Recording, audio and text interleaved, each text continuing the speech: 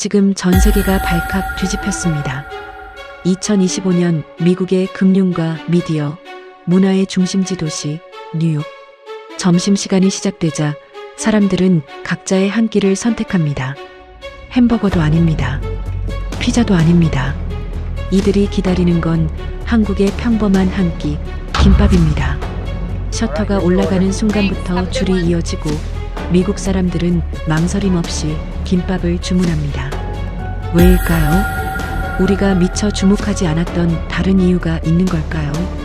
지금부터 우리는 미국인이 가장 많이 선택한 한국 음식 1위, 김밥을 통해 그 선택이 어디서 시작됐고 미국에서 어떤 변화를 만들어내고 있는지 시작하겠습니다. 시작에 앞서 좋아요, 구독 눌러주시면 영상 제작에 큰 힘이 됩니다. 안녕하세요. 저는 올해 나이 42살 김도현입니다. 셔터가 올라가는 소리가 들렸어요. 금속이 레일을 타고 올라가는 둔탁한 소음이었죠. 저는 그 소리를 바로 옆에서 듣고 있었습니다. 오전 11시 30분, 맨해튼 도심 한복판이었어요. 김밥집 개업 첫날을 취재하러 나온 거였습니다. 한국에서 15년간 장사를 했다는 사장님이 미국으로 건너와 가게를 연다는 소식을 들었죠. 그냥 평범한 개업 기사 한 편 정도로 생각했어요. 이민자 소상공인 현장을 다루는 제 취재 영역에 딱 맞는 소재였습니다. 셔터가 완전히 올라가자 유리문 너머로 가게 내부가 보였어요. 깨끗했습니다. 조명도 밝았죠. 하지만 특별할 건 없었어요. 그냥 작은 김밥집이었습니다. 사장님이 문을 열었어요. 50대 후반으로 보이는 남자분이었죠. 회색 앞치마를 두르고 계셨습니다. 표정에 긴장이 가득했어요. 손이 미세하게 떨리는 게 보였습니다. 저는 노트북을 꺼내 들고 있었어요. 사진 몇 장 찍고 간단히 인터뷰하고 돌아갈 생각이었습니다. 1시간이면 충분할 거라고 생각했죠. 그런데 이상한 일이 벌어졌어요. 문이 열린 지 채 1분도 안 됐는데 사람이 들어왔습니다. 정장 입은 백인 남자였어요. 30대 초반쯤 되어 보였죠. 망설임이 전혀 없었습니다. 카운터 앞으로 곧장 걸어가더니 메뉴판을 보기 시작했어요. 저는 그냥 지나가다 호기심에 들어온 거라고 생각했습니다. 근처 직장인이 점심시간에 새로 생긴 가게를 구경하러 온 거겠거니 했죠. 그 남자가 주문을 했어요. 영어였습니다. 당연한 거였죠. 하지만 그가 주문한 건 김밥이었어요. 참치 김밥 하나요라고 말하더군요. 발음이 명확했습니다. 사장님이 김밥을 말기 시작했어요. 손이 빨랐습니다. 15년 경력이 느껴지는 동작이었죠. 김 한 장을 펼치고 밥을 펴고 재료를 올리고 많은 과정이 1분도 안 걸렸어요. 그 사이에 또 사람이 들어왔습니다. 이번엔 여자였어요. 히스패닉계로 보였습니다. 간호사복을 입고 있었죠. 그녀도 망설이지 않았어요. 카운터로 걸어가 메뉴를 훑어보더니 야채 김밥이요라고 주문했습니다. 저는 노트북에서 손을 뗐어요. 뭔가 이상했습니다. 김밥집 개업 첫날에 손님이 2명이나 왔다는 게 신기했죠. 하지만 그게 다가 아니었어요. 첫 번째 남자가 김밥을 받아들고 나갔습니다. 그 순간 문 밖에 사람이 서 있는 게 보였어요. 1명이 아니었습니다. 3명이었죠. 저는 유리문 쪽으로 고개를 돌렸습니다. 그리고 제 눈을 의심했어요. 줄이 생기고 있었습니다. 정확히 말하면 사람들이 문 앞에 모여 있었어요. 누가 먼저랄 것도 없이 자연스럽게 일렬로 서 있었죠. 5명, 6명, 7명. 숫자가 늘어나고 있었습니다. 저는 시계를 봤어요. 개업한 지 5분도 안 지났습니다. 도대체 뭐지? 사장님은 계속 김밥을 말고 있었어요. 두 번째 손님 것을 싸고 있었죠.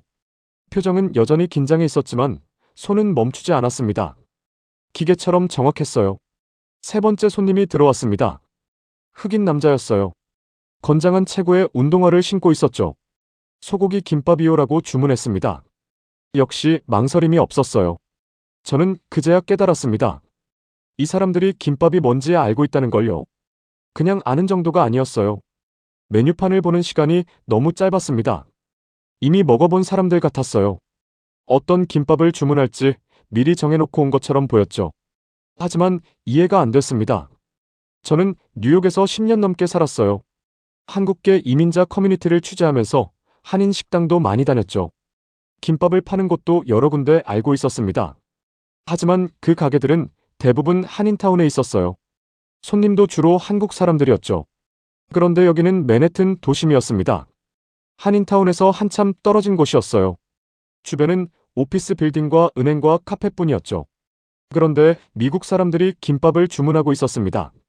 넷째 손님이 들어왔어요. 다섯째도 들어왔습니다. 여섯째도요. 사장님의 움직임이 빨라졌어요. 김 펴고 밥 올리고 재료 넣고 많은 동작이 쉼없이 반복됐습니다. 손에서 땀이 나는지 이마를 닦는 동작도 보였어요. 줄은 계속 길어지고 있었습니다. 저는 가게 밖으로 나가봤어요. 직접 확인하고 싶었습니다. 유리문을 열고 나가자 차가운 공기가 얼굴을 스쳤어요. 11월 말이었죠. 줄은 건물 모퉁이까지 이어져 있었습니다. 10명이 넘었어요. 어쩌면 15명쯤 됐을지도 모르겠습니다. 정장 입은 직장인들, 청바지 입은 대학생들, 배달 유니폼을 입은 사람들까지. 인종도 나이도 복장도 제각각이었어요. 하지만 모두 조용히 줄을 서서 기다리고 있었습니다. 저는 그중 한 명에게 다가갔어요. 20대 후반으로 보이는 아시아계 여자였습니다. 실례지만 여기 처음 오시는 건가요? 라고 물었죠. 그녀가 고개를 저었어요. 아니요, 여기 김밥 맛있어요. 저번 주에 팝업으로 열었을 때 먹어봤거든요. 팝업? 저는 사장님한테 그런 얘기를 들은 적이 없었습니다. 오늘이 개업 첫날이라고만 알고 있었어요. 팝업이 언제였어요? 지난주 화요일이요. 사흘 동안 했어요. 줄이 엄청 길었죠. 그녀가 웃으며 말했습니다. 마치 당연한 일인 것처럼요. 저는 다시 가게 안으로 들어갔어요. 사장님은 여전히 김밥을 말고 있었습니다. 이제는 얼굴에 땀이 송글송글 맺혀 있었어요. 하지만 손은 멈추지 않았죠. 손님들이 계속 들어왔습니다. 나가는 사람보다 들어오는 사람이 더 많았어요. 회전이 빠르다고 느낄 겨를도 없었습니다. 주문이 끊이지 않았죠. 저는 카운터 옆에 서서 지켜봤어요. 사장님이 김밥을 써는 모습, 포장하는 모습, 계산하는 모습을 계속 봤습니다. 1시간이 지났어요. 줄은 줄어들지 않았습니다. 점심시간이었습니다. 오후 1시가 가까워지고 있었어요. 유동인구가 많은 시간대였죠. 하지만 이건 단순히 유동인구 때문만은 아니었습니다. 사람들이 김밥을 알고 있었어요. 이미 먹어본 사람들이었습니다. 그리고 그들은 다시 찾아온 거였죠. 저는 노트북을 다시 꺼냈어요. 뭔가 적어야 할 것 같았습니다. 하지만 손이 키보드 위에 얹어진 채로 멈췄어요. 뭘 써야 할지 몰랐습니다. 한국에서 15년간 장사를 한 사장님이 미국에서 김밥집을 열었다. 그건 이미 알고 있던 정보였어요. 개업 첫날부터 줄이 섰다? 그것도 맞는 말이긴 했죠. 하지만 그게 전부가 아니었습니다. 뭔가가 빠져 있었어요. 왜 이 사람들이 김밥을 사 먹는지, 왜 이 음식 앞에 줄이 생기는지 저는 이해할 수 없었습니다. 한국 음식이 유행이라서? 그런 것 같지도 않았어요. 제가 아는 한 김밥은 유행하는 음식이 아니었습니다. 비빔밥도 아니고 불고기도 아니고 치킨도 아니었죠. 그냥 김밥이었어요. 건강식이라서? 글쎄요. 밥과 김과 야채가 들어간 음식이긴 했지만 미국 사람들이 건강식으로 생각할 만한 이미지는 아니었습니다. 값이 싸서 한 줄에 $8였어요. 맨해튼 도심에서 점심 한 끼 치고는 저렴한 편이긴 했죠. 하지만 그것만으로 이렇게 줄을 설 이유는 없어 보였습니다. 저는 계속 지켜봤어요. 손님들의 표정을 봤습니다. 김밥을 받아드는 순간의 모습을 봤어요. 포장을 뜯어 한 입 베어 물고 나가는 사람들을 봤습니다. 그들은 만족스러워 보였어요. 하지만 그게 다였습니다. 특별히 신기해하거나 놀라워하는 기색은 없었어요. 마치 익숙한 음식을 먹는 것처럼 보였죠. 저는 혼란스러웠습니다. 이건 제가 예상했던 취재가 아니었어요. 단순한 개업 기사로 쓸 수 있는 상황이 아니었습니다. 하지만 그렇다고 이걸 어떻게 기사화해야 할지도 감이 잡히지 않았어요. 사장님이 잠깐 손을 멈추고 물을 마셨습니다. 숨을 고르는 것 같았어요. 하지만 곧바로 다시 김밥을 말기 시작했죠. 주문이 밀려 있었습니다. 오후 2시가 됐어요. 점심시간이 끝나가고 있었습니다. 줄이 조금 짧아지는 것 같았어요. 하지만 여전히 대여섯 명은 서 있었습니다. 저는 사장님과 눈이 마주쳤어요. 그분이 잠깐 고개를 끄덕였습니다. 인사 같은 거였죠. 표정에는 여전히 긴장이 남아 있었어요. 하지만 조금은 안정된 것처럼 보이기도 했습니다. 저는 고개를 숙여 답했어요. 그리고 다시 노트북 화면을 봤습니다. 커서가 깜빡이고 있었어요. 빈 문서였습니다. 뭘 써야 할까요? 미국 사람들이 김밥을 먹는다? 맨해튼 한복판에서 김밥집이 성공할 수 있다? 한국 음식이 이제 주류 시장에 진입했다? 전부 맞는 말 같으면서도 틀린 말 같았어요. 저는 장사를 해본 사람입니다. 한국에서 10년 넘게 식당을 운영했어요. 손님이 줄을 선다는 게 무슨 의미인지 알고 있었죠. 그건 단순히 음식이 맛있다는 것만으론 설명이 안 됩니다. 타이밍이 맞아야 하고, 위치가 좋아야 하고, 가격이 적절해야 하고, 무엇보다 사람들이 그 음식을 받아들일 준비가 되어 있어야 해요. 그런데 이 김밥집은 그 모든 조건을 갖춘 것처럼 보였습니다. 하지만 저는 납득할 수 없었어요. 왜냐고요? 김밥은 한국에서도 그냥 평범한 음식이었습니다. 분식집에서 파는 저렴한 메뉴였어요. 특별할 게 없었죠. 그런 음식이 미국 맨해튼 한복판에서 이렇게 팔릴 수 있다는 게 믿기지 않았습니다. 오후 3시가 됐어요. 줄이 거의 사라졌습니다. 간간히 손님이 들어오긴 했지만 아까처럼 몰리지는 않았어요. 사장님이 카운터를 닫고 있었습니다.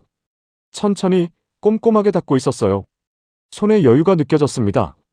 저는 자리에서 일어났어요. 인터뷰를 해야 했습니다. 그게 제가 여기 온 이유였죠. 사장님, 잠깐 시간 되시나요? 사장님이 고개를 들었어요. 네, 괜찮습니다. 저는 노트북을 들고 카운터로 다가갔습니다. 질문을 준비했어요. 하지만 입이 열리지 않았습니다.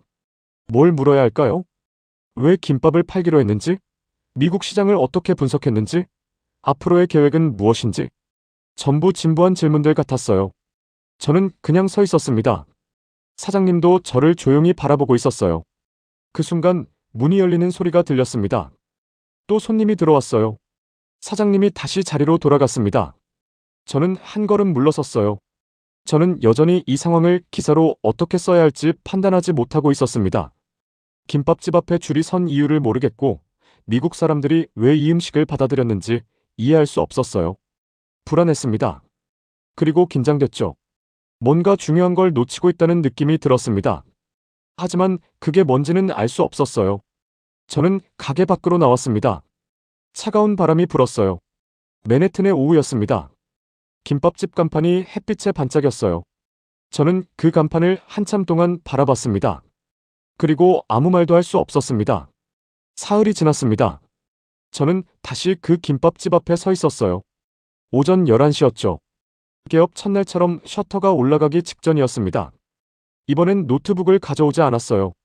그냥 지켜보러 온 거였습니다. 기사를 쓸 생각도 아직 없었죠. 셔터가 올라갔습니다. 그리고 5분도 안 돼서 줄이 생겼어요. 첫날과 똑같았습니다. 아니, 더 빨랐어요. 사람들이 이미 문 앞에서 기다리고 있었거든요. 개업 시간을 알고 온 거였죠. 저는 가게 안으로 들어가지 않았습니다. 밖에서 지켜봤어요. 유리문 너머로 사장님이 보였습니다. 앞치마를 두르고 손을 씻고 있었어요. 표정은 첫날보다 조금 나아 보였지만 여전히 긴장해 있었습니다. 주문이 들어오기 시작했어요. 하나, 둘, 셋. 사장님의 손이 움직였습니다. 김을 펴고 밥을 올리고 재료를 넣고 말았죠. 속도가 빨랐어요. 첫날보다 더 빨랐습니다. 저는 줄 끝으로 걸어갔어요. 15명쯤 되는 것 같았습니다. 점심시간이 시작되기도 전인데 이미 이 정도였어요. 불안했습니다. 왜 불안했냐고요? 잘 되고 있으니까요. 이상하죠. 장사가 잘 되면 좋은 거 아닌가요? 맞습니다. 좋은 거예요. 하지만 저는 한국에서 식당을 운영해봤습니다. 장사가 갑자기 잘 되기 시작하면 그때부터가 진짜 시작이라는 걸 알고 있었어요. 재료가 동날 수 있어요. 손이 모자랄 수 있습니다. 실수가 나올 수 있죠. 그리고 무엇보다 이 관심이 언제 끝날지 아무도 모릅니다. 저는 다시 가게 안을 봤어요. 사장님이 김밥을 계속 말고 있었습니다. 쉬지 않고 말고 있었어요. 손님이 나가는 속도보다 들어오는 속도가 더 빨랐습니다.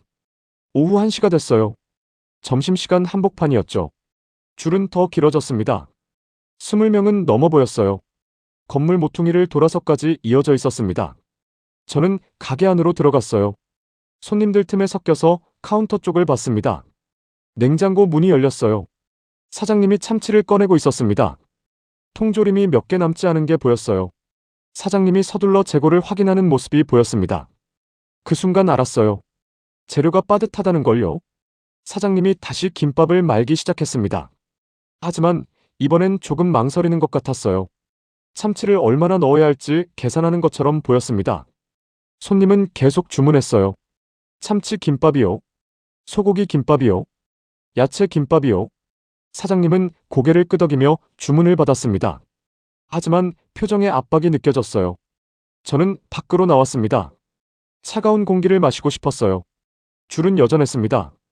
줄어들 기미가 보이지 않았어요.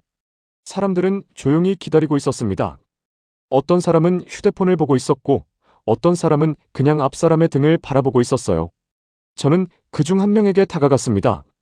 40대로 보이는 백인 남자였어요. 정장을 입고 있었죠. 자주 오시나요? 그가 고개를 들었습니다. 네, 어제도 왔어요. 어제도요? 네. 여기 김밥이 괜찮거든요. 빠르고 싸고 맛있어요. 그는 웃으며 말했습니다. 아무렇지 않은 표정이었어요. 빠르고 싸고 맛있다. 그게 전부였습니다. 그 이상도 그 이하도 아니었어요. 저는 다시 가게 안으로 들어갔습니다. 이번엔 카운터 바로 옆까지 갔어요. 사장님이 김밥을 써는 모습이 가까이서 보였습니다. 칼이 김밥을 잘랐어요. 단면이 깔끔하게 드러났습니다. 밥알이 고르게 펴져 있었고 재료들이 가운데 정렬되어 있었어요. 15년 경력이 느껴지는 단면이었습니다. 하지만 사장님의 손이 미세하게 떨리고 있었어요. 저는 냉장고를 다시 봤습니다. 문이 열려 있었어요. 야채 칸이 거의 비어 있었습니다. 당근이 몇 개 남지 않았고 오이도 얼마 없었어요. 사장님이 냉장고 문을 닫았습니다. 그리고 다시 김밥을 말기 시작했어요. 하지만 이번엔 야채를 조금 적게 넣는 것처럼 보였습니다. 압박이었습니다. 재료를 아껴야 하는 압박이었어요. 오후 2시가 됐습니다. 줄이 조금 짧아졌어요. 하지만 여전히 10명 정도는 서 있었습니다. 사장님이 물을 마셨어요. 숨을 고르는 것 같았습니다. 이마에 땀이 맺혀 있었어요. 저는 그 모습을 보면서 생각했습니다. 이게 계속될 수 있을까? 매일 이렇게 줄이 서고 매일 이렇게 재료가 동나고 매일 이렇게 쉬지 않고 김밥을 만들 수 있을까? 일주일은 가능할 수도 있어요. 한 달은요? 석 달은요? 1년은요? 저는 장사를 해봤습니다. 손님이 몰리면 재료비가 늘어나고 인건비가 올라가고 실수가 생기기 시작한다는 걸 알고 있었어요. 그리고 무엇보다 사람이 지친다는 걸 알고 있었습니다. 사장님은 혼자였어요. 주문받고 만들고 포장하고 계산하는 걸 전부 혼자 하고 있었습니다. 도와주는 사람이 없었어요. 오후 3시가 됐습니다. 점심시간이 끝나가고 있었어요. 줄이 거의 사라졌습니다. 사장님이 카운터에 앉았어요. 처음 보는 모습이었습니다. 그동안 계속 서 있었거든요. 저는 카운터로 다가갔습니다. 힘드시죠? 사장님이 고개를 들었어요. 웃으려고 했지만 표정이 잘 만들어지지 않았습니다. 괜찮습니다. 장사가 잘 되니까요. 장사가 잘 되니까. 그 말이 맞았어요. 장사는 잘 되고 있었습니다. 하지만 그게 다가 아니라는 걸 저는 알고 있었어요. 재료는 충분하세요? 사장님이 잠깐 말을 멈췄습니다. 그리고 천천히 고개를 저었어요. 내일 새벽에 받아야 해요. 오늘 저녁 문 닫고 바로 주문 넣을 겁니다. 목소리에 피로가 묻어났습니다. 저는 아무 말도 하지 않았어요. 할 말이 없었습니다. 사장님이 다시 일어났어요. 카운터를 닫기 시작했습니다. 천천히 꼼꼼하게 닫고 있었어요. 저는 가게를 나왔습니다. 바람이 불었어요. 11월 말의 차가운 바람이었습니다. 저는 김밥집 간판을 다시 봤어요. 햇빛이 기울어지면서 간판에 그림자가 졌습니다. 사흘 동안 줄이 섰어요. 매일 15명에서 20명씩 줄을 섰습니다. 장사는 잘 되고 있었어요. 하지만 저는 불안했습니다. 이 줄이 내일도 설까? 모레도 설까? 다음 주에도 설까? 그리고 설령 줄이 계속 선다 해도 사장님이 이걸 혼자 감당할 수 있을까? 재료는요? 인력은요? 체력은요? 저는 한국에서 식당을 접었습니다. 장사가 안 돼서가 아니었어요. 너무 잘 돼서였습니다. 손님이 몰리기 시작하면서 재료비가 늘었고 직원을 더 뽑아야 했고 실수가 나오기 시작했어요. 그리고 저는 지쳤습니다. 결국 문을 닫았어요. 장사가 잘 되는데 문을 닫았습니다. 이상하죠?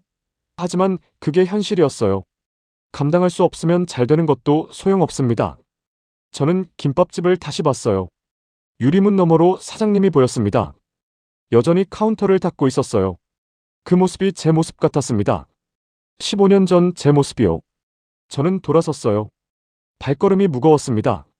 집으로 가는 길에 계속 생각했어요. 이 김밥집이 일주일 뒤에도 영업하고 있을까? 한 달 뒤에는요? 석 달 뒤에는요? 손님이 줄어들 수도 있어요. 갑자기 관심이 식을 수도 있습니다. 아니면 반대로 손님이 계속 몰려서 사장님이 견디지 못할 수도 있어요. 어느 쪽이든 불안했습니다. 집에 도착했어요. 노트북을 켰습니다. 빈 문서가 떠올랐어요. 여전히 뭘 써야 할지 몰랐습니다. 김밥집이 성공하고 있다? 그건 아직 모르는 일이었어요. 사흘 동안 줄이 선 게 성공인가요? 한 달은 가봐야 알 수 있습니다. 석 달은 가봐야 확실해져요. 미국 사람들이 김밥을 좋아한다? 그것도 확실하지 않았어요. 지금은 신기해서 먹는 걸 수도 있습니다. 일주일 뒤에는 실증 날 수도 있어요. 저는 노트북을 닫았습니다. 밤이 됐어요. 창밖이 어두워졌습니다. 저는 침대에 누워 천장을 봤어요. 김밥집 생각이 계속 났습니다. 사장님이 내일 새벽에 재료를 받는다고 했어요. 그럼 오늘 밤에 주문을 넣어야 한다는 거죠. 얼마나 주문해야 할까요? 내일도 오늘만큼 손님이 올까요? 더 많이 올 수도 있고 적게 올 수도 있어요. 재료를 너무 많이 주문하면 남습니다. 버려야 해요. 재료비가 낭비됩니다. 재료를 적게 주문하면 동납니다. 손님을 돌려보내야 해요. 기회를 잃는 거죠. 어느 쪽이든 위험했습니다. 저는 눈을 감았어요. 잠이 오지 않았습니다. 다음 날 아침이 됐어요. 저는 다시 김밥집으로 갔습니다.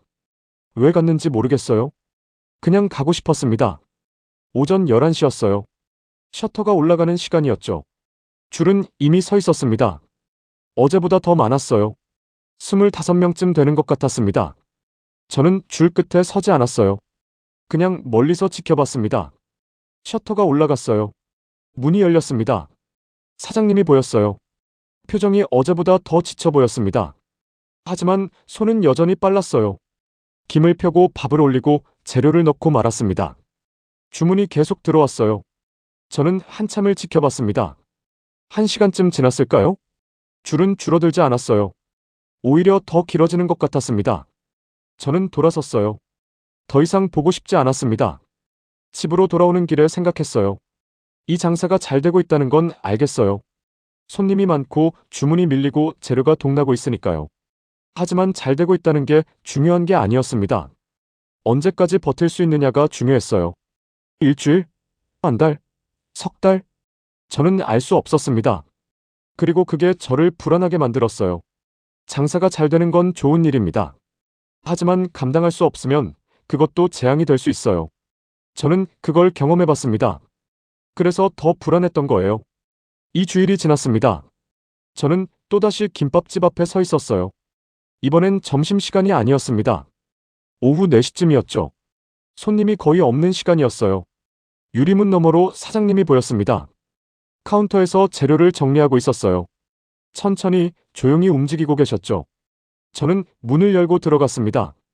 사장님이 고개를 들었어요. 저를 알아보셨습니다. 기자님. 네, 안녕하세요. 저는 카운터 앞에 섰어요. 말을 이어가지 못했습니다. 뭘 물어야 할지 몰랐거든요. 커피 드실래요? 사장님이 먼저 물었습니다. 저는 고개를 끄덕였어요. 커피를 받아들고 카운터 옆 의자에 앉았습니다. 사장님은 계속 재료를 정리하고 계셨어요. 당근을 씻고 오이를 자르고 계란을 삶고 있었습니다. 저는 그 모습을 지켜봤어요. 아무 말 없이 지켜봤습니다. 2주일 동안 저는 이 가게에 4번 왔었어요.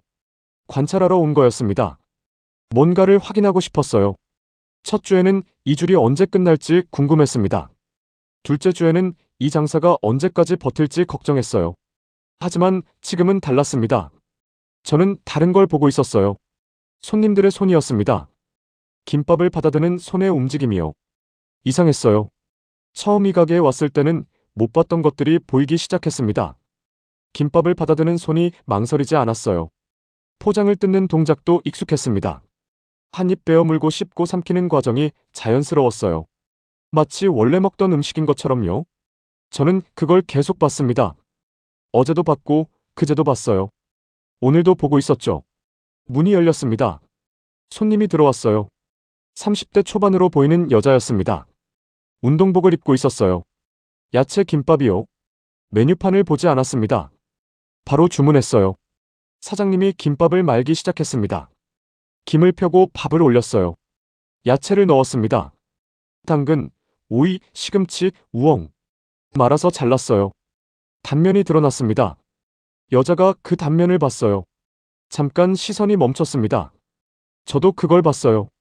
밥이 하얗게 펴져 있었고 가운데 야채들이 색깔별로 정렬되어 있었습니다.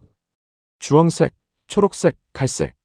동그란 단면 안에 모든 색이 들어 있었어요. 여자가 김밥을 받아들었습니다.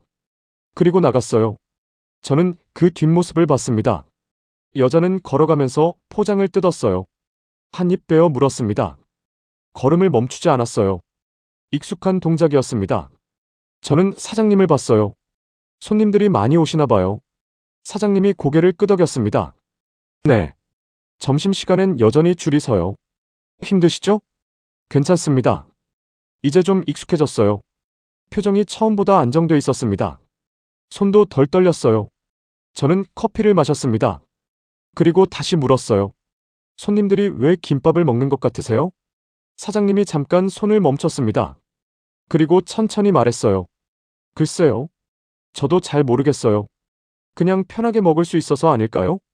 편하게 먹을 수 있어서. 그 말이 머릿속에 남았습니다. 저는 가게를 나왔어요. 오후 5시가 됐습니다. 해가 기울고 있었어요. 걸어가면서 생각했습니다. 편하게 먹을 수 있다는 게 무슨 뜻일까요? 저는 다음날 점심시간에 다시 갔습니다. 줄이 서 있었어요. 15명쯤 됐습니다. 저는 줄 끝에 섰어요. 이번엔 직접 주문하려고 했습니다. 앞 사람들을 봤어요. 한 명씩 차례로 주문하고 있었습니다. 참치 김밥이요. 소고기 김밥이요. 야채 김밥 2개요. 메뉴를 고민하는 사람이 없었어요. 모두 바로 주문했습니다. 제 차례가 됐어요. 참치 김밥 하나요. 저도 고민하지 않았습니다. 왜 참치를 선택했는지도 모르겠어요. 그냥 자연스럽게 나온 말이었어요. 김밥을 받았습니다. 따뜻했어요. 포장을 뜯었습니다. 단면이 보였어요. 참치가 가운데 있었고 그 주변으로 야채들이 둘러싸고 있었습니다. 밥이 참치와 야채를 감싸고 있었고 김이 전체를 감싸고 있었어요. 한 입 베어 물었습니다. 밥이 부드러웠어요. 참치는 짜지 않았습니다. 야채는 아삭했어요. 김은 바삭하지 않고 부드러웠습니다. 기름기가 없었어요. 저는 그 순간 깨달았습니다. 튀기지 않았다는 걸요. 이 음식은 기름에 튀긴 게 아니었어요. 볶지도 않았습니다. 그냥 밥과 재료를 김으로 만 거였어요. 미국 음식 중에 기름에 튀기지 않은 음식이 얼마나 될까요? 저는 계속 걸으면서 먹었습니다. 한 손으로 들고 먹기 쉬웠어요. 흘리지 않았습니다. 냄새도 강하지 않았어요. 편했습니다. 그 순간 사장님이 했던 말이 이해됐어요. 편하게 먹을 수 있어서. 맞았습니다. 이 음식은 편했어요. 저는 김밥집으로 다시 걸어갔습니다. 줄은 여전히 있었어요. 이번엔 줄 서 있는 사람들의 손을 봤습니다. 다들 김밥을 한 손에 들고 있었어요. 다른 손으로는 휴대폰을 보거나 가방을 들고 있었습니다. 걸어가면서 먹는 사람도 있었고 벤치에 앉아서 먹는 사람도 있었어요. 누구도 포크나 나이프를 쓰지 않았습니다. 저는 그제야 보기 시작했어요. 이 음식이 어떻게 만들어졌는지를요. 밥이 베이스였습니다. 그 위에 재료가 올라갔어요. 김이 감쌌습니다. 밥과 재료의 조합. 미국 사람들이 이미 알고 있는 방식이었어요. 브리또도 그랬습니다. 밥과 고기와 야채를 토르티아로 감쌌어요. 포케볼도 그랬습니다. 밥 위에 재료를 올렸죠. 초밥도 그랬어요. 밥과 생선의 조합이었습니다. 김밥도 같았어요. 밥과 재료를 김으로 감싼 거였습니다. 새로운 게 아니었어요. 낯선 것도 아니었습니다. 저는 멈춰 섰습니다. 그동안 제가 놓쳤던 게 뭔지 알 것 같았어요. 저는 이 음식을 한국 음식으로만 봤습니다. 김밥은 한국에서 먹던 음식이니까 미국 사람들한테는 낯설 거라고 생각했어요. 하지만 미국 사람들은 그렇게 보지 않았던 거예요. 이 사람들은 이미 밥과 다른 재료를 함께 먹는 방식에 익숙했습니다. 한 손에 들고 먹는 음식에도 익숙했어요. 야채가 많이 들어간 음식에도 익숙했습니다. 김밥은 그 방식들의 조합이었어요. 설명할 필요가 없었던 겁니다. 저는 다시 가게 안을 봤어요. 사장님이 김밥을 말고 있었습니다. 손이 빨랐어요. 김을 펴고 밥을 올리고 재료를 넣고 말았습니다. 손님이 그걸 받아들었어요. 포장을 뜯고 한 입 베어 물었습니다. 그리고 밖으로 나갔어요. 다음 손님이 들어왔습니다. 또 주문했어요. 사장님이 또 만들었습니다. 손님이 받아들고 나갔어요. 반복이었습니다. 하지만 이제는 그 반복이 다르게 보였어요. 이건 유행이 아니었습니다. 신기함도 아니었어요. 필요였습니다. 점심시간에 빠르게 먹을 수 있는 음식이 필요했던 거예요. 한 손에 들고 걸어가면서 먹을 수 있는 음식이요. 기름지지 않고 배를 채울 수 있는 음식이요. 김밥이 그걸 해줬습니다. 저는 벤치에 앉았어요. 김밥집이 보이는 자리였습니다. 1시간 동안 앉아 있었어요. 그냥 지켜봤습니다. 손님들이 왔다 갔습니다. 줄이 생겼다가 줄어들었다가 다시 생겼어요. 한 남자가 김밥을 받아들고 나왔습니다. 포장을 뜯었어요. 단면을 봤습니다. 잠깐 멈췄어요. 사진을 찍었습니다. 저는 그걸 봤어요. 왜 사진을 찍을까요? 예쁘니까요. 단면이 예뻤습니다. 색깔이 선명했어요. 동그란 형태 안에 모든 재료가 정렬되어 있었습니다. 시각적이었어요. 사진 찍기 좋은 음식이었습니다. 저는 그제야 이해했어요. 이 음식이 왜 받아들여졌는지를요. 편하고 빠르고 기름지지 않고 채소가 많고 한 손에 들고 먹기 쉽고 시각적으로 예뻤습니다. 설명하지 않아도 이해됐어요. 낯설지 않았습니다. 저는 벤치에서 일어났어요. 김밥집으로 걸어갔습니다. 사장님이 저를 봤어요. 또 오셨네요. 네. 저는 카운터 앞에 섰습니다. 말을 이어가지 못했어요. 뭐라고 말해야 할까요? 제가 이해했다고요? 이제 알겠다고요? 하지만 정확히 뭘 이해했는지 정리가 안 됐습니다. 김밥 하나 더 드릴까요? 사장님이 웃으며 물었어요. 저는 고개를 저었습니다. 아니요, 괜찮습니다. 밖으로 나왔어요. 해가 지고 있었습니다. 오후 6시였어요. 저는 걸어가면서 생각했습니다. 처음 이 김밥집을 봤을 때와 지금은 분명히 달랐어요. 처음엔 이해할 수 없었습니다. 왜 미국 사람들이 김밥을 먹는지 납득이 안 됐어요. 지금은 달랐습니다. 저는 이제 다른 걸 보고 있었어요. 김밥을 한국 음식으로 보는 게 아니라 점심시간에 필요한 음식으로 보고 있었습니다. 낯선 음식이 아니라 익숙한 방식의 조합으로 보고 있었어요. 제 시선이 바뀌었습니다. 하지만 그걸 아직 말로 정리할 수는 없었어요. 뭔가 더 봐야 할 것 같았습니다. 뭔가 더 이해해야 할 것 같았어요. 저는 집으로 돌아왔습니다. 노트북을 켰어요. 빈 문서가 떠올랐습니다. 여전히 뭘 써야 할지 몰랐어요. 하지만 이젠 확실했습니다. 이건 단순한 개업 기사가 아니라는 걸요. 손가락이 키보드 위에 얹어졌습니다. 하지만 글자는 입력되지 않았어요. 아직이었습니다. 아직 쓸 때가 아니었어요. 저는 노트북을 닫았습니다. 창밖을 봤어요. 뉴욕의 밤이 시작되고 있었습니다. 김밥집 생각이 났어요. 내일도 줄이 설까요? 아마 그럴 겁니다. 모레도 설까요? 그럴 것 같았어요. 그 다음 주에도요? 모르겠습니다. 하지만 한 가지는 확실했어요. 제가 처음 이 가게를 봤을 때와는 다른 눈으로 이 공간을 바라보고 있다는 거요. 무엇이 달라졌는지 정확히 말할 순 없었어요. 하지만 분명히 달랐습니다. 그리고 그게 중요했어요. 한 달이 지났습니다. 저는 김밥집 앞에 서 있었어요. 오전 11시였습니다. 셔터가 올라가기 전이었죠. 이번에도 사람들이 기다리고 있었습니다. 7명쯤 됐어요. 조용히 서 있었습니다. 누구도 서두르지 않았어요. 셔터가 올라갔습니다. 사장님이 문을 열었어요. 인사를 했습니다. 손님들이 하나씩 들어갔어요. 저는 맨 뒤에 섰습니다. 더 이상 이 장사가 언제 끝날지 걱정하지 않았어요. 그 생각은 사라졌습니다. 대신 다른 게 보였어요. 매일 같은 맛을 내야 한다는 부담이요. 사장님이 김밥을 말고 있었습니다. 어제와 같은 속도였어요. 그제와 같은 손놀림이었습니다. 김을 펴는 각도가 일정했어요. 밥을 올리는 양이 정확했습니다. 재료를 넣는 위치가 흐트러지지 않았어요. 반복이었습니다. 하지만 그 반복이 무게를 가지고 있었어요. 손님들은 어제 먹었던 맛을 기대하고 왔을 겁니다. 그제 먹었던 김밥을 또 먹고 싶어서 온 거예요. 그 기대를 저버리면 안 됐습니다. 사장님은 그걸 알고 있었어요. 표정에서 느껴졌습니다. 긴장이 아니었어요. 집중이었습니다. 제 차례가 왔어요. 야채 김밥이요. 사장님이 고개를 끄덕였습니다. 김을 펴기 시작했어요.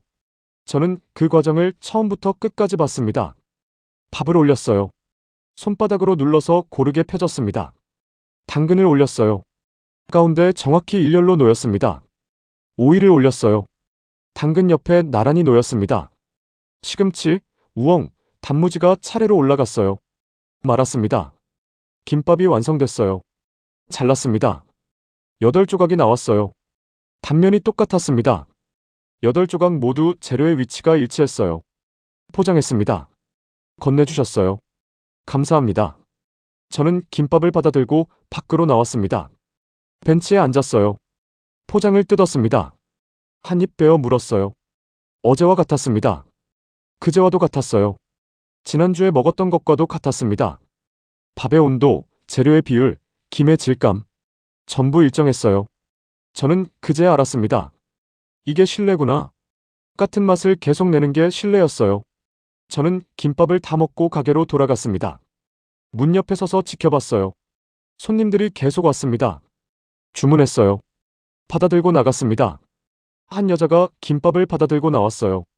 포장을 뜯고 한 입 베어 물었습니다. 표정이 편안했어요. 놀라지 않았습니다. 기대했던 맛이 나왔다는 얼굴이었어요. 다음 손님이 나왔습니다. 남자였어요. 역시 한 입 베어 물고 걸어갔습니다. 익숙한 동작이었어요. 그 다음 손님도 마찬가지였습니다. 모두 같은 표정이었어요. 만족했지만 놀라지 않았습니다. 기대했던 걸 받았다는 얼굴들이었어요. 저는 그 표정들을 보면서 깨달았습니다. 이 사람들이 다시 오는 이유를요? 맛있어서만은 아니었어요. 믿을 수 있어서였습니다. 어제와 같을 거라는 믿음이요. 점심시간이 됐습니다. 줄이 길어졌어요. 하지만 사람들은 조급해하지 않았습니다. 조용히 기다렸어요. 저는 줄 끝으로 걸어갔습니다. 한 남자가 서 있었어요. 50대쯤 되어 보였습니다. 자주 오시나요? 남자가 고개를 끄덕였습니다. 일주일에 3번은 와요. 그렇게 자주요? 네. 믿을 수 있거든요. 항상 똑같아요. 항상 똑같다. 그 말이 머릿속에 남았습니다. 저는 가게 안을 다시 봤어요. 사장님이 계속 김밥을 말고 있었습니다. 손이 멈추지 않았어요. 하지만 서두르지도 않았습니다. 일정한 속도였습니다. 김을 펴고 밥을 올리고 재료를 넣고 많은 동작이 흐트러지지 않았어요. 15년 동안 한국에서 쌓아온 실력이었습니다. 그 실력이 여기서 통하고 있었어요. 오후 2시가 됐습니다. 점심시간이 끝나갔어요. 줄이 짧아졌습니다. 저는 가게 안으로 들어갔어요. 카운터 옆에 섰습니다. 사장님이 물을 마시고 있었어요. 숨을 고르고 있었습니다. 힘드시죠? 사장님이 웃었어요. 하지만 대답하지 않았습니다. 저는 다시 물었어요. 매일 이렇게 하는 게 쉽지 않으시죠? 사장님이 고개를 끄덕였습니다. 네. 쉽진 않아요. 하지만 해야죠. 해야 한다. 그 말에 무게가 있었습니다. 책임이었어요. 손님들이 기대하고 오니까요. 어제와 같은 맛을 원하니까요. 그걸 지켜야 하니까요. 저는 아무 말도 하지 않았습니다. 할 말이 없었어요. 밖으로 나왔습니다. 해가 높이 떠 있었어요. 맨해튼의 오후였습니다. 저는 벤치에 앉았습니다. 김밥집이 보이는 자리였어요. 1시간 동안 앉아 있었습니다. 그냥 지켜봤어요. 손님들이 왔다 갔습니다. 김밥을 받아들고 나갔어요. 다 먹고 다시 돌아오는 사람도 있었습니다. 한 여자가 다시 들어갔어요. 점심시간에 왔었던 사람이었습니다. 이번엔 김밥 2개를 주문했어요. 동료 것까지 사는 거였습니다. 실례였어요. 저는 그제야 정리할 수 있었습니다. 이 김밥집이 왜 계속되고 있는지를요? 유행이 아니었어요. 신기함도 아니었습니다. 건강식이라서도 아니었어요. 실력이었습니다. 매일 같은 맛을 내는 실력이요. 그리고 그 실력을 지키려는 책임감이었어요. 사장님은 한국에서 15년 동안 장사를 했습니다. 그 15년이 여기서 통하고 있었어요. 미국 사람들은 그걸 알아봤습니다. 말로 설명하지 않았어요. 광고하지도 않았습니다. 그냥 매일 같은 김밥을 만들었을 뿐이에요. 그게 신뢰가 됐습니다. 저는 벤치에서 일어났어요. 김밥집으로 걸어갔습니다. 사장님이 저를 봤어요. 또 오셨네요. 네. 저는 카운터 앞에 섰습니다. 말을 이어가려 했지만 멈췄어요. 뭐라고 해야 할까요? 수고하신다고요? 대단하다고요? 그런 말들이 가볍게 느껴졌습니다. 저도 한국에서 장사를 했었어요. 사장님이 고개를 끄덕였습니다. 알고 있어요. 기자님이 처음 오셨을 때 말씀하셨잖아요. 그때는 몰랐어요. 이게 얼마나 어려운 일인지. 사장님이 웃었어요. 지금은 아시나 봐요. 네. 이제 알겠습니다. 저는 고개를 숙였습니다. 밖으로 나왔어요. 저녁이 됐습니다. 해가 지고 있었어요. 저는 집으로 돌아왔습니다. 노트북을 켰어요. 이번엔 망설이지 않았습니다. 글을 쓰기 시작했어요. 맨해튼 도심에 김밥집이 하나 있다고요. 한국에서 15년간 장사를 한 사장이 운영하는 곳이라고요. 개업 첫날부터 줄이 섰다고요. 한 달이 지난 지금도 줄이 서고 있다고요. 손님들은 매일 같은 맛을 기대하고 온다고요. 사장은 매일 같은 김밥을 만든다고요. 그게 신뢰가 됐다고요. 저는 계속 썼습니다. 이 김밥집이 특별한 이유는 새로워서가 아니라고요. 익숙한 방식으로 만들어졌기 때문이라고요. 밥과 재료의 조합이요. 한 손에 들고 먹을 수 있는 형태요. 기름지지 않은 맛이요. 미국 사람들은 이미 알고 있던 방식이었다고요. 하지만 그것만으로는 부족했다고요. 실력이 필요했다고요. 매일 같은 맛을 내는 실력이요. 그 실력을 지키려는 책임감이요. 15년의 경험이 여기서 통하고 있다고요. 저는 글을 다 쓰고 저장했습니다. 창밖을 봤어요. 뉴욕의 밤이었습니다. 김밥집 생각이 났어요. 내일도 사장님은 같은 시간에 셔터를 올릴 겁니다. 손님들이 기다리고 있을 거예요. 주문을 받고 김밥을 만들고 건네줄 겁니다. 모레도 그럴 거예요. 다음 주도 그럴 겁니다. 그 반복이 신뢰가 될 거예요. 저는 노트북을 닫았습니다. 그리고 조용히 생각했습니다. 한국 음식이 여기서 받아들여지는 방식이요. 화려하지 않았어요. 과하지도 않았습니다. 그냥 성실했어요. 매일 같은 맛을 내는 성실함이요. 실수하지 않으려는 집중이요. 손님을 실망시키지 않으려는 책임감이요. 그게 전부였습니다. 하지만 그게 통했어요. 미국 사람들은 그걸 알아봤습니다. 말로 설명하지 않아도 느꼈어요. 이 음식을 만드는 사람이 진지하다는 걸요. 믿을 수 있다는 걸요. 저는 일어나서 창가로 갔습니다. 뉴욕의 불빛이 보였어요. 수많은 빌딩의 창문에 불이 켜져 있었습니다. 그중 어딘가에 김밥집 사장님도 계실 거예요. 내일을 준비하고 있겠죠. 재료를 점검하고 주문을 확인하고 내일도 같은 맛을 낼 수 있을지 생각하고 있을 겁니다. 그 모습이 떠올랐어요. 저는 미소 지었습니다. 자부심이었어요. 이 사람이 한국 사람이라는 게요. 15년 동안 쌓아온 실력을 가지고 여기까지 왔다는 게요. 그리고 그 실력이 여기서도 통한다는 게요. 과장된 감탄이 아니었습니다. 노골적인 자부심도 아니었어요. 그냥 조용한 자부심이었습니다. 한국 음식이 가진 성실함이요. 과하지 않은 방식의 완성도요. 반복 가능한 실력이요. 그게 타국에서 신뢰로 이어지고 있었어요. 저는 창가에서 오래 서 있었습니다. 뉴욕의 밤이 깊어지고 있었어요. 내일이 되면 저는 다시 김밥집에 갈 겁니다. 야채 김밥을 주문할 거예요. 어제와 같은 맛이 날 겁니다. 그리고 그게 좋을 겁니다. 믿을 수 있으니까요. 저는 노트북을 다시 열었어요. 기사를 한 번 더 읽었습니다. 고칠 곳이 없었어요. 쓸 만큼 썼습니다. 발행 버튼을 눌렀어요. 기사가 올라갔습니다. 제목은 간단했어요. 맨해튼에서 매일 같은 김밥을 만드는 사람. 그게 전부였습니다. 하지만 그걸로 충분했어요. 저는 노트북을 닫고 침대에 누웠습니다. 눈을 감았어요. 김밥집 사장님의 손이 떠올랐습니다. 김을 펴고 밥을 올리고 재료를 넣고 많은 손이요. 그 손이 내일도 같은 일을 할 겁니다. 모레도요. 다음 주도요. 그 반복이 신뢰가 될 거예요. 그리고 그 신뢰가 한국 음식을 지탱할 겁니다. 저는 그 생각을 하면서 잠이 들었어요. 조용한 자부심을 가지고요.